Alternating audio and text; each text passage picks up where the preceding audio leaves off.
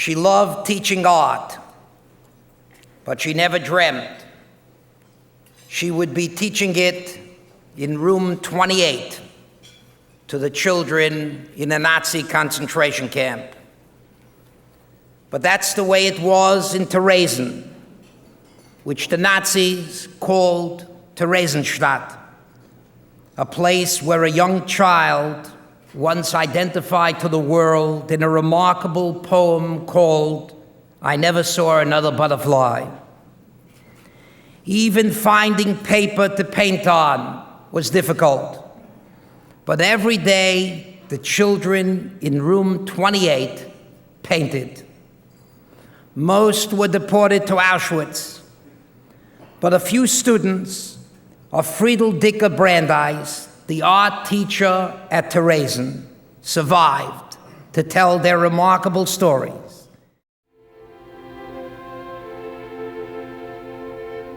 Henry Brooke Adams observed, "A teacher affects eternity. He can never tell where his influence stops." It was almost as if Adams was writing about Friedl Dicker-Brandeis, a teacher who inspired children in the last place one would expect inspiration and beauty, a Nazi concentration camp. Born in Vienna on July 30th, 1898, Friedl became a Bauhaus artist in Berlin and Vienna in the early 1920s. Joining with another Bauhaus artist in Vienna, Franz Singer, she built luxurious houses, apartments, and shops. But there was also a strong sense of social consciousness on Friedl's part, as she and her partner created projects such as the Montessori kindergarten and the Goethehof. In 1938, Friedl and her husband Pavel moved to the small town of Ronov, northeast of Prague. While both worked at a local textile factory, she as a designer, he as an accountant, she also began teaching art to children from local Jewish families. As Friedl was teaching the children of Ronov, the life of a young Jewish girl in Prague was changing forever. Ella Weisberger was born into an upper-middle-class Jewish family in what became known as the Sudetenland, after the Nazis annexed that part of Czechoslovakia. Her father was arrested. The family would never see him again.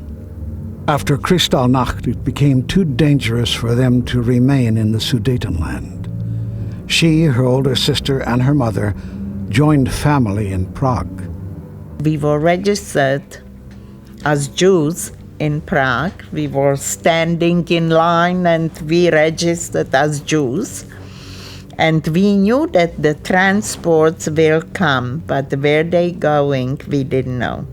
By February 1942, Ella and her family learned where the transports were going. Theresienstadt. They took us off from the train, and we had to walk again about 2-3 kilometers in that snow to Terezin. And just that we came, they started to separate men and old people and so on. So they took my grandmother somewhere, my uncle somewhere, and we, with my mother, we were put in the Hamburger barrack. A few months later, Friedl and Pavel Brandeis were also deported to Terezin. Ella Weisberger's mother and older sister were immediately drafted for work in the frozen fields surrounding Terezin. Ella was too young to work.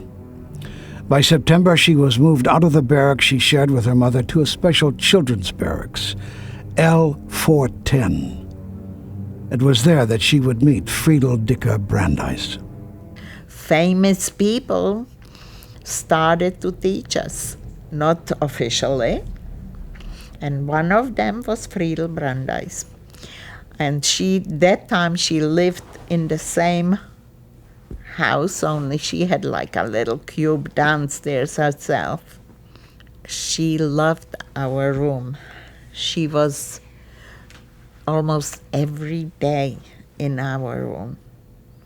we were enthusiastic about her teaching and about what she wanted us to do.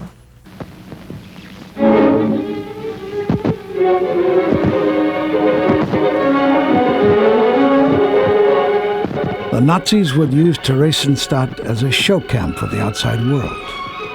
In a famous propaganda film, the Führer gives the Jews a town.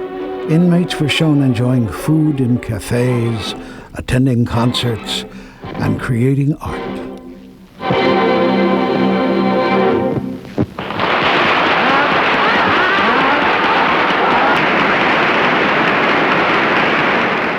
Officials from the International Red Cross toured the camp and reported that the Jews were being treated humanely. But appearances can be deceiving. Even as Ella Weisberger appeared as the cat in the children's opera Wunderbar in another famous propaganda film. The transports were taking Jews from Theresienstadt to Auschwitz and other death camps.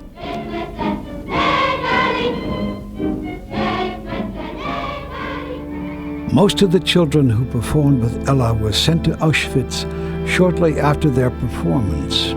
They were gassed almost immediately after their arrival. How are children able to cope with such a reality? This was a question that Friedl Dicker-Brandeis answered by using art therapy.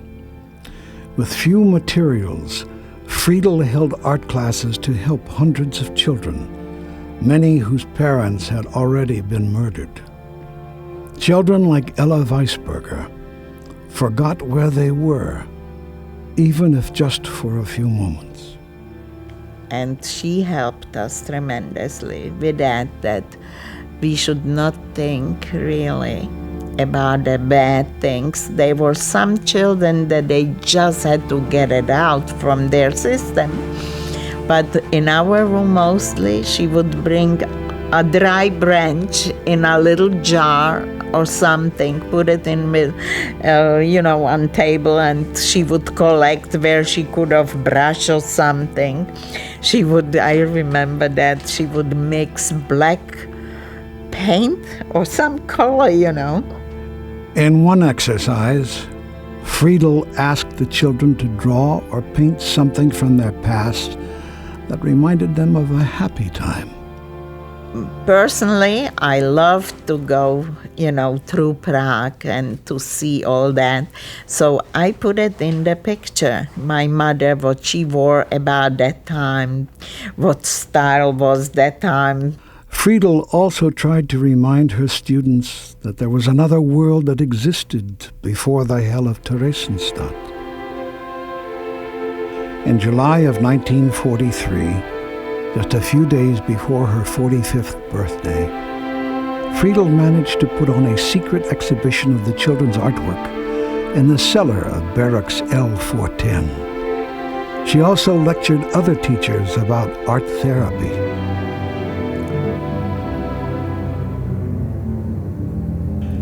As the tide turned against the Nazis by late 1944, and it was becoming more apparent that they would not win the war, Eichmann stepped up the effort to kill Europe's remaining Jews. By late September 1944, the transports from Terezin to Auschwitz increased. When you think what those kids went through, I still can talk about it, but some of them can't. So I do what I do in memory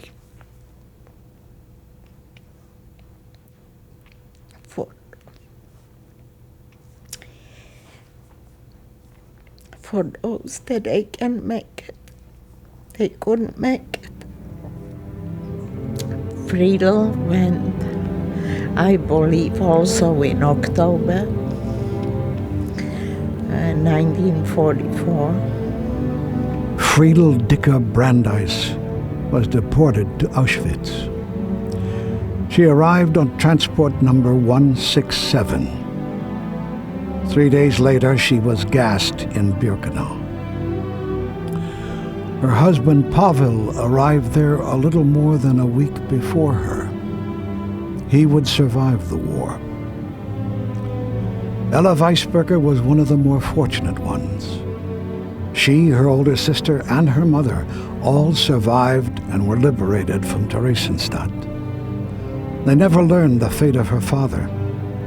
After marrying in Israel, Ella and her husband emigrated to the United States, where they raised their family just outside of New York City. It is written in the Talmud, "He who teaches a child is as if he had created him." Friedl Dicker-Brandeis created many children at Theresienstadt.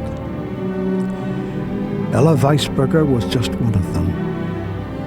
More than 50 years later, the lessons she learned from her beloved teacher remain with her.